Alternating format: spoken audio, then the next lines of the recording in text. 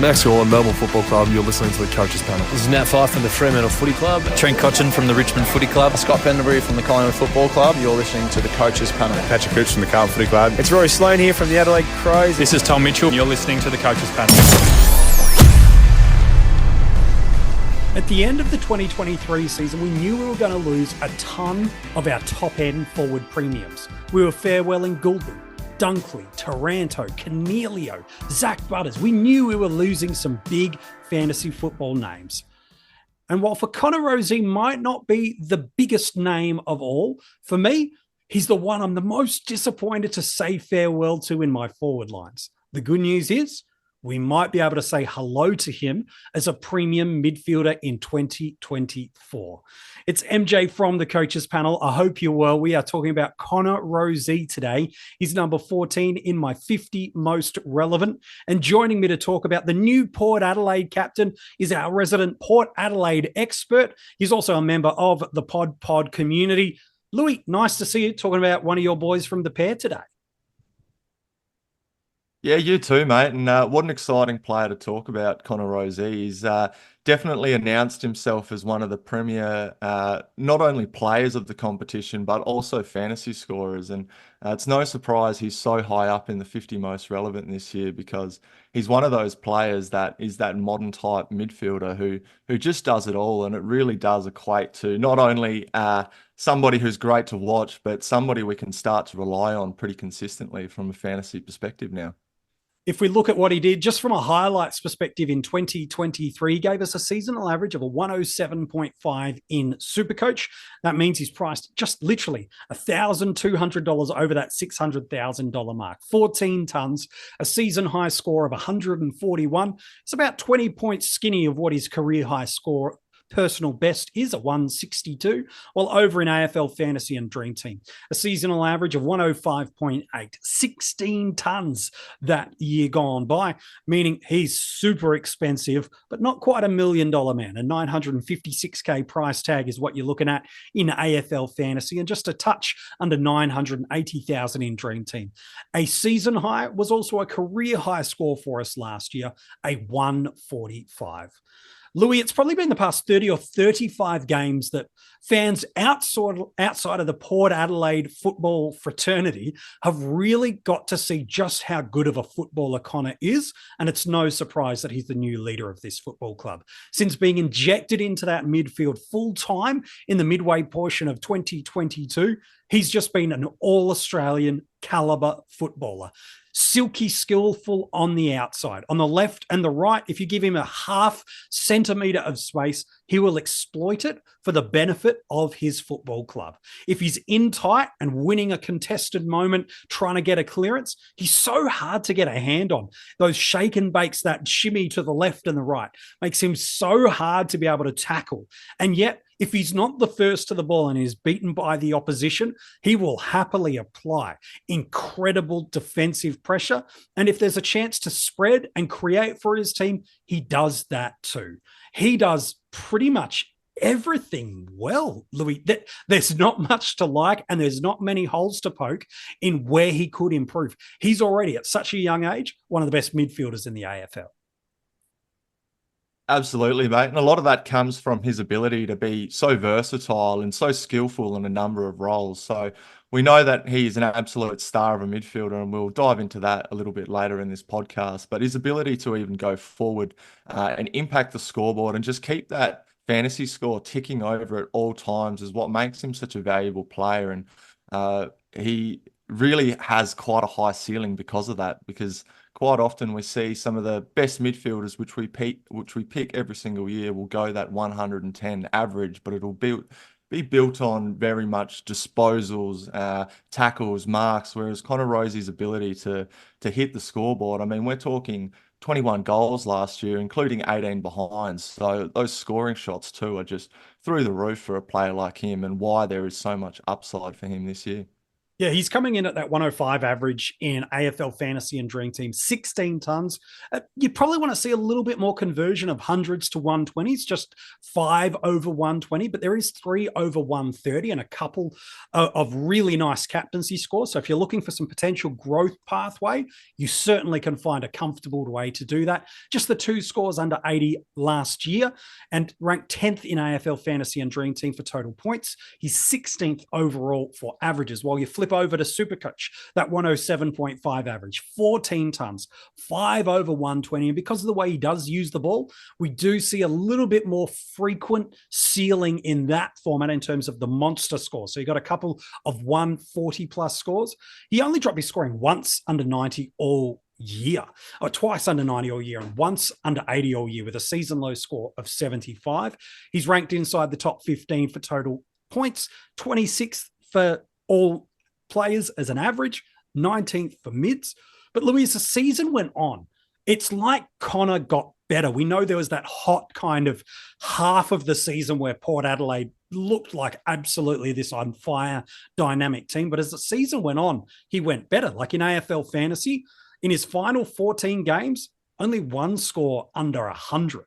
Post-buy, he goes at a 113.4, and that's including, this is for AFL Fantasy, 2 over 135, 3 over 120, and 6 of those 14 tons were over 110, while in SuperCoach, he goes at a 109 post-buy, and he only has the 1 score under 90 in his final 19 games. And so that's similar to what we saw at the end of last year too. We've now got really 18 months or 30, 35 games of data that give us confidence that he's pushing that 110 number across the formats.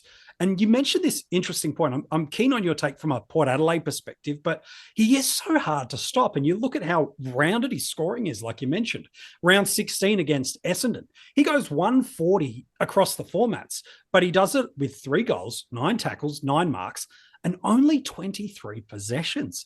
While a month earlier against Melbourne, 31 possessions, 5 tackles, 5 marks, and goes 121 in AFL Fantasy and 140 in SuperCoach. So it's not like he's dependent on, he must be a high accumulator to score well, because as you mentioned, he impacts in all arenas that we need to score. It makes you confident that no matter what's going on in and around that game, that Connor's going to do enough to get that triple figure score for you. Ryan Reynolds here for, I guess, my 100th Mint commercial. No, don't. I mean, honestly, when I started this, I thought I only have to do like 4 of these. I mean, it's unlimited premium wireless for $15 a month. How are there still people paying 2 or 3 times that much? I'm sorry, I shouldn't be victim blaming here. Give it a try at mintmobile.com/save. Whenever you're ready.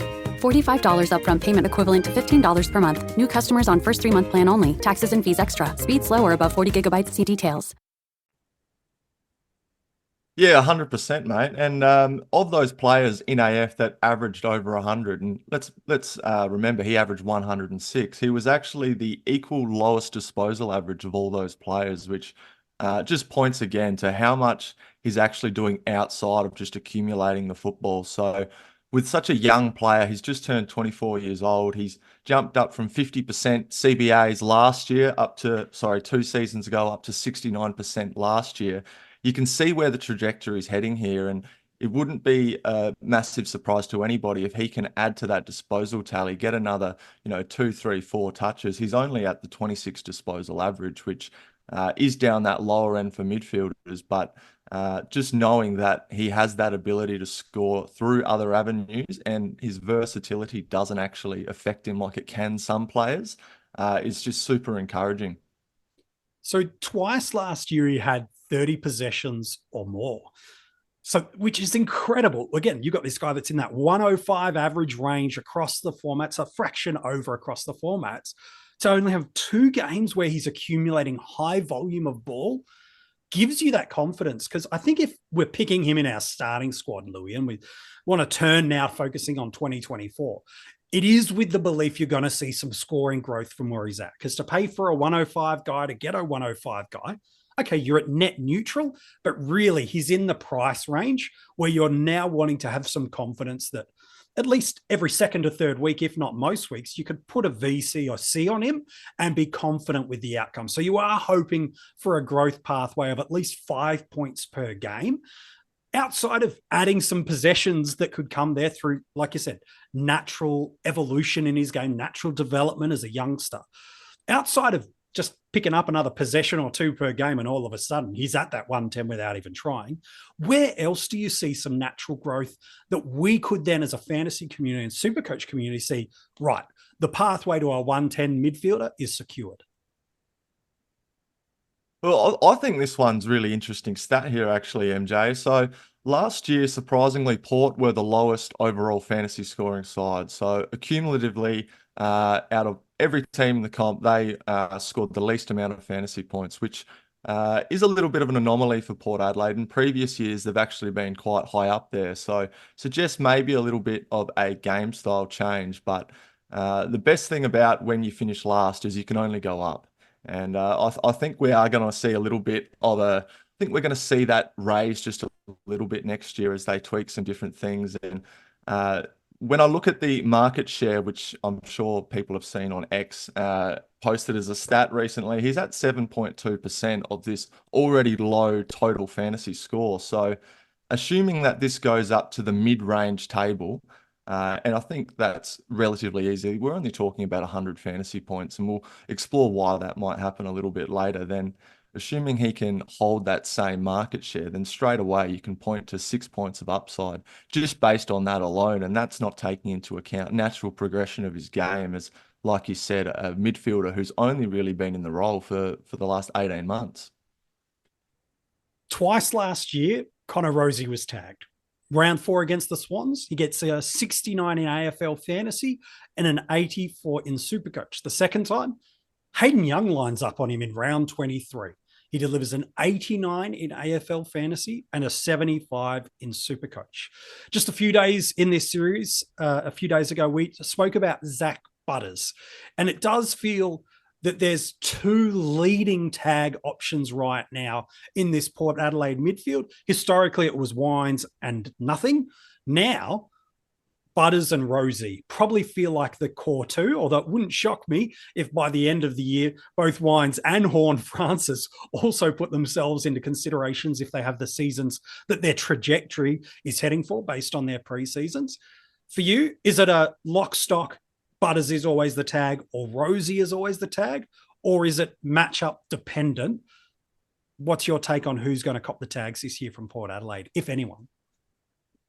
Look, I think it is going to be matchup dependent, as all things are, mate. But as we've already touched on a couple of times, the versatility is what's going to make Connor Rozee extremely hard to tag, as he's a really capable lead-up forward, and he can sneak up there, and he doesn't have to score his points as that pure midfielder, whereas a Butters is much more of a contested sort of midfield guy.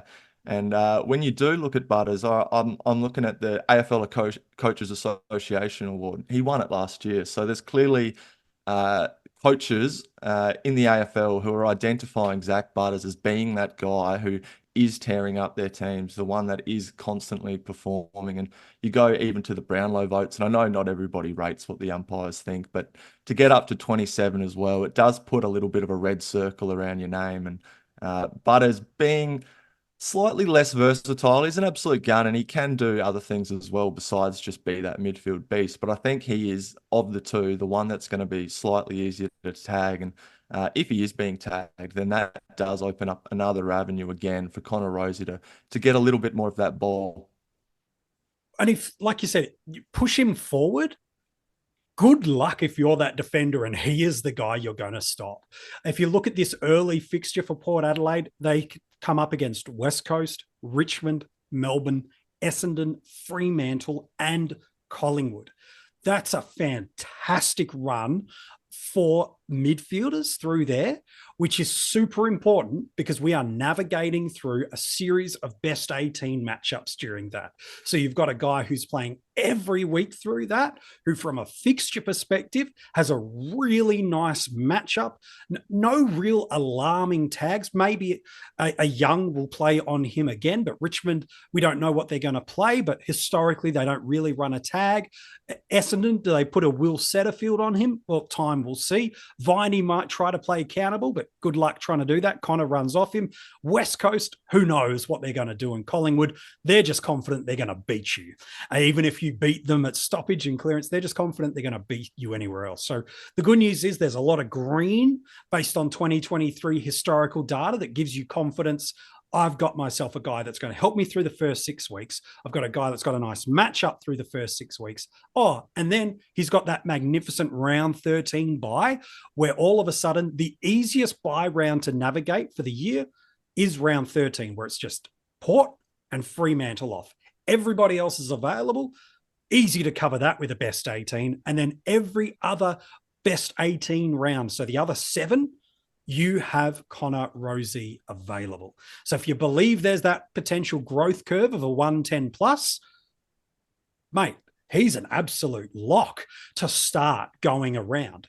However, we mentioned this a little bit in the Butters episode. We'll get to a Butters versus Rozee thought in a moment, because we can't talk about one when then have revealed the other and not talk about it. But do you think Ollie Wines coming in to the midfield more frequently? He still had 50% CBAs over the year, and it did diminish as the year went on, but was still quite high in various portions of the year. From a Port Adelaide perspective, as a supporter and someone that's even gone down to some match simulation already and watched them at Alberton, do you see Ollie Wines coming in to this midfield mix, not impacting the role of Connor Rozee, because I think as the captain, he's pretty safe in that midst? Do you see that impacting the ceiling and the ability for him to go from a 105, 107 guy to a 110, maybe even pushing 115 if we're lucky?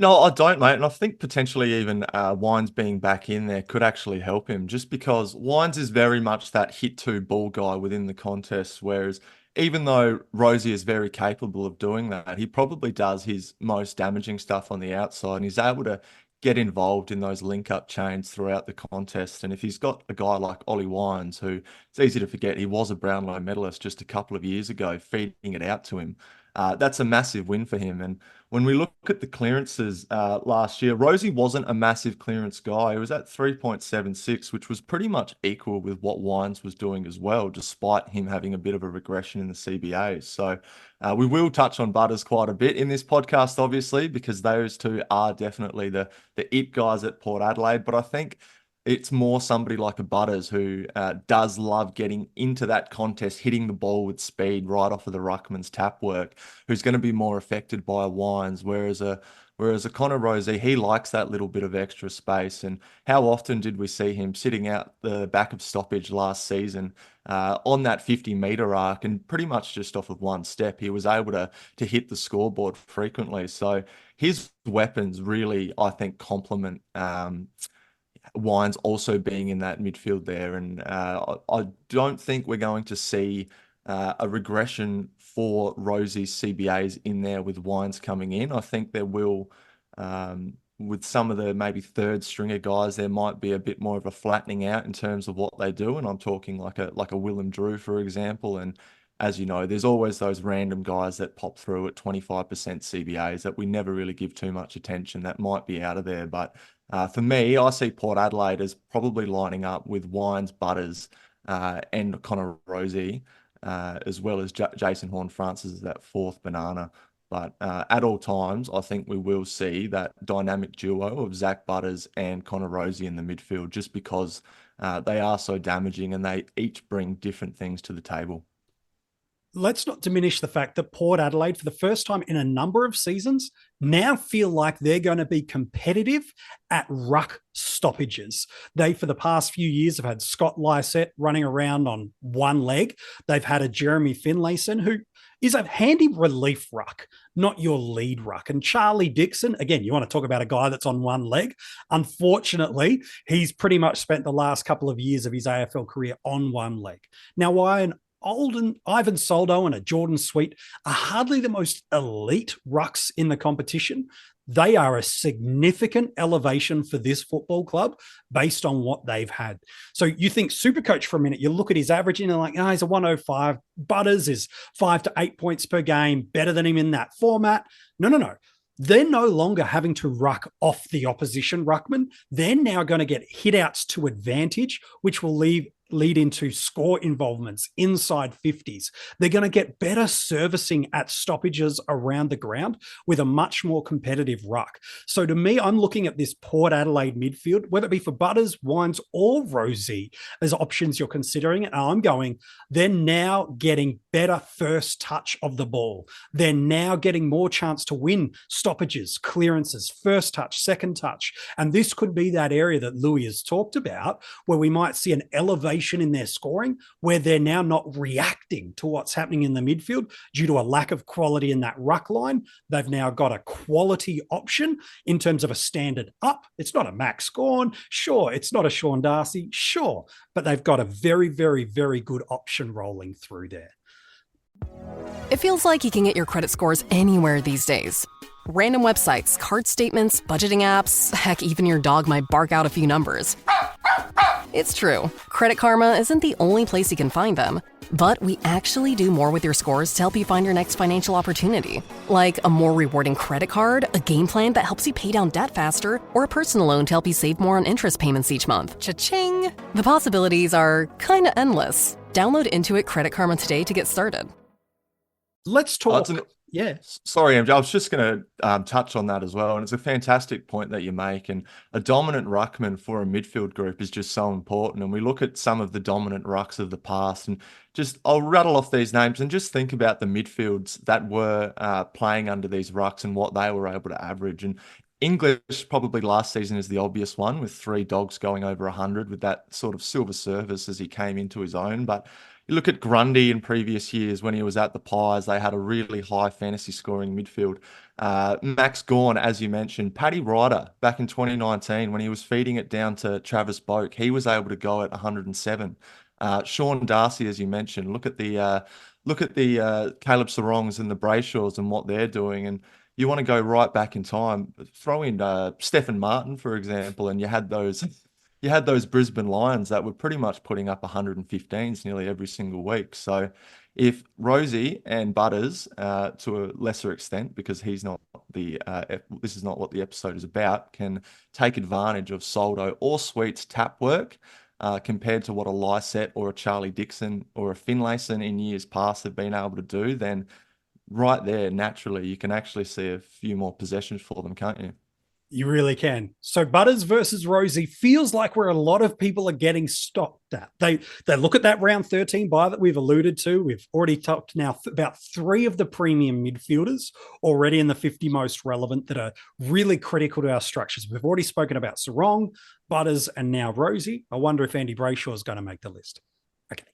You know he is. The question is when, not if. I haven't dropped the bag that bad, but $30,000 is what you save, give or take, in SuperCoach by starting Rozee over Butters. In AFL Fantasy, it's around about a $60,000 difference, but it's reversed. Butters presents a little bit more value, quote unquote, potential. So it's not as simple as one or the other. And the money's a bit different, but it's negligible. So Louis, how do we split the difference between these two? If you are stuck between, I want one of them, but I don't know which, I know sometimes the cheaper option always wins out. For you, what makes the difference in the decision-making process of Rozee over Butters? Outside of the dollars, what for you helps you make that decision? For me, mate, it actually comes down to being a captain option. I'm not saying that Zach Butters doesn't have that ability to push those 110s and have a ceiling, but I just feel a little bit more confident in Connor Rozee, as we've mentioned a couple of times in this podcast, having that consistency to be able to build a consistent floor and not actually burn you if you are going to give him the captaincy honours. And I know Zach Butters has played quite a bit of footy in the last couple of years, but there is still that nagging thing in the back of your head when you do watch him play football, because he's very sort of kamikaze-like. He's a bull out the gates, and he does pick up little niggles that you see from time to time. And that's the sort of thing that does make you nervous when you're putting someone like that with the captain armband. I also think that somebody like a Zach Butters can really impact a game and not necessarily have to or score a high fantasy score, whereas Connor Rozee does it in so many different ways that you've just got that confidence that he can hit that ceiling score, but more importantly, have that consistency of 110 average.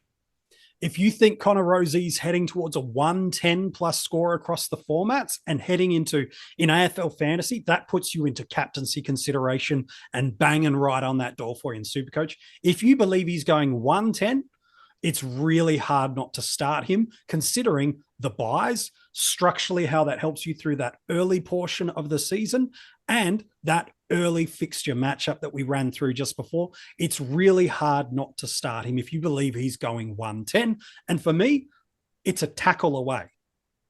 It's one mark which unlocks another disposal and a possession away. He's that close to being a 110 guy already. It's even a bit more accuracy in front of goal, mate. He was going at 50% strike rate. So if he can turn that up to even 65%, straight away you've got a few extra points. And that's all you need when you're picking somebody at that 106 price tag, because quite quickly you do start to jump up to pretty much the top echelon fantasy players. And it's not often that we can spin a really quite easy narrative of a guy priced at 106 of having all this upside. And it's sort of like, where does it stop, MJ? What are you thinking he can average in 2024? I think in AFL Fantasy and Dream Team, I think his basement is what he is right now. That 105 is really what he's done for a year and a half in this role. So I've got supreme confidence that this is the lowest that he goes. Where could he get up to? I think his ceiling average in AFL Fantasy is he can push that 115. And it wouldn't shock me if one time in his career, he gives us the unicorn 120 season as well. I'm not so sure it'll be this year, given Wines, Horn, Francis, Butters all rolling through there. But I think 115's his peak of what we might get for us this year. But to be honest, in that form, it's anything 110 plus, it is a top line, top 8 midfielder for us for the year. In SuperCoach, I don't see a world where he doesn't go 110 this year. I'm really quite confident. As you said, a little bit more accuracy in front of goals, one possessional point impact. And he's got the lowest, as Louis mentioned in AFL Fantasy, the lowest possessions rate of a players that go 100 plus. So to me, I'm looking at all these areas in SuperCoach going, yeah, he's going to put this team on his shoulders. They were really disappointed with how the season went. I feel like he's got another gear to go. So I don't see how he doesn't go under 110, which is where in SuperCoach, you might go, well, if Butters is going about 110 and Rozee's going 110, I'll take the cheaper option, which is why some in AFL Fantasy are doing the inverse of that and going, well, if I think Butters is going 110 and Rozee's going 110, I'll take the cheaper option. It very much does depend what you forecast they'll become, which will unlock the keys about whether you start one, both, or none of them. But politely, I think you've got to start one of these round 13 premium mids for structural purposes and versatility through the early buys. The question is which and how many. Let's turn the corner to drafts as we look to wrap up this episode, Louis. Based on seasonal average, he's actually pushing towards that M3 spot to M2 spot in SuperCoach and M2 in AFL Fantasy. But it all depends how many coaches, how many on-field midfielders, how many you've got to play on field. These become the variables. My question is this. A good coach will luckily land him at M2, especially if they're going mid with their first 2 picks.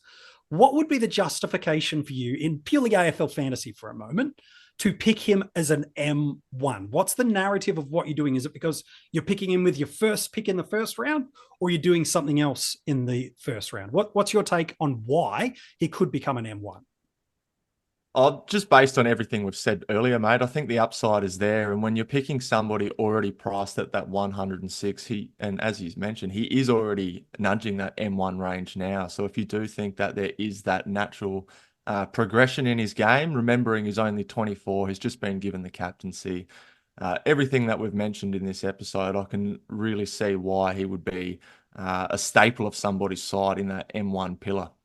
I'd happily take him at M1, depending on where my draft positioning sits. Try to securing one of those rucks, get your Nick Dacos types. Happily take him there on that turn in the second round. I don't see him as a first round pick, but I can see him as someone very much in that early portion of the second round, going off draft boards, and could be your M2. If you're like, nah, I'm just going mid, I'll be really happy with that. Again, remember, if you're playing through those early rounds and you want to try to maximize and bank some wins, it's just as important in a football sense where your team's trying to bank 4 points every single week early in the year to ease pressure as you go deeper into the season. for fantasy footy, it could be, you know what, I'm going to attack the early part of the fixture and I'm going to target a little bit of these guys that I know early on are going to help me. And so I'll take the flexibility of I'll take a Rozee over a Goulden, for example. While Goulden might score more by average or over the season, it's the availability over that first 6 weeks that might just tip you over the line. While in SuperCoach, I think he's going to go at that M2 spot. But I wouldn't be shocked to see him going at an M3 spot. He's 19th for all midfielders by average in SuperCoach. So if you're drafting off seasonal history, that's M2. But Steele, Miller, Walsh, Kelly, got him on the podcast, Taranto are all lower than him on average. So some might look at those names and go, no, I like them more. So I think M2 will be his ADP, but it wouldn't shock me if in the odd draft here or there, he goes at the M3 spot. Hey, Louis, love talking with you about your Port Adelaide boys. Connor's my favourite pair player, maybe of all time. He's just absolutely skillful to watch. And in a couple of the formats, I've got him locked away. Thanks for jumping on this episode, talking about your pair's new skipper. No, thanks, mate. If you want to go and read the article, it is online for you now at coachespanel.tv. In fact, that's where you can go and find all the players we've revealed so far in the 50 most relevant. We're already getting close to the top 10. And if you want to catch up on everything, you can go and read those articles. You can also check out the podcasts. Wherever you're listening to this episode, you can go back and listen to all the others. Simply search for the Coaches Panel, subscribe so that as soon as the episodes are live, you can get them. Give it a 5-star rating, a little review. If you're an Apple podcast, we might read your review out as we head towards the end of the 50 most relevant. And we've started doing these episodes as well as a ton of other stuff that will drop every single day in the preseason over at YouTube. We're on the charge to 1,000 subscribers before the end of the 50 most relevant. So if you haven't subscribed, jump on over, search for the Coaches Panel, turn the notification bell on, and as soon as we go live with the episodes, you get notified straight away. We're just 30 seconds away from a clue to tell you who's at number 13 in the 50 most relevant. But if you want to find out early, there's a real simple way. Become a part of our Patreon supporter group. The links are in the description of this episode. Our breakout and our premium tier supporters get a ton of different rewards, which do include day early access to these audio podcasts, as well as a ton of other great rewards during the season proper and the preseason. Or you can always jump in at that cash cow tier just to get your feet wet in the community and also just start getting some of the great rewards. If you want to support the Coaches Panel because you've loved what you've got from us so far this preseason or years prior, and you want some bonus content from us, that's the place to go. The Patreon links in the description of this episode. All right, tomorrow we're going to wrap up the teens of the 50 most relevant. What are we going to do tomorrow? We're going to stay in South Australia. Okay, well, that narrows it down to 2 clubs, doesn't it? We've already done Butters. We've already done Rochelle. We've now already done Rozee. Who's left to go that I have got so highly relevant in the fantasy football community? Am I staying in the captain's lane and heading towards Jordan Dawson? Am I heading towards another spot over at Adelaide for a guy that's been one of the most consistent 110 plus performers across formats ever since he moved into the midfield in 2020 and has been a premium defender for years? Or am I talking about a teammate of Connor's that had a breakout defensive season last year and is just being criminally underrated for how good he was and how low his ownership is? Or is there a cash cow in one of these teams that might just be so important to our structures in 2024? I'm staying in South Australia. I'm picking from one of those 2 clubs. Who? You'll find out tomorrow in the 50 most relevant.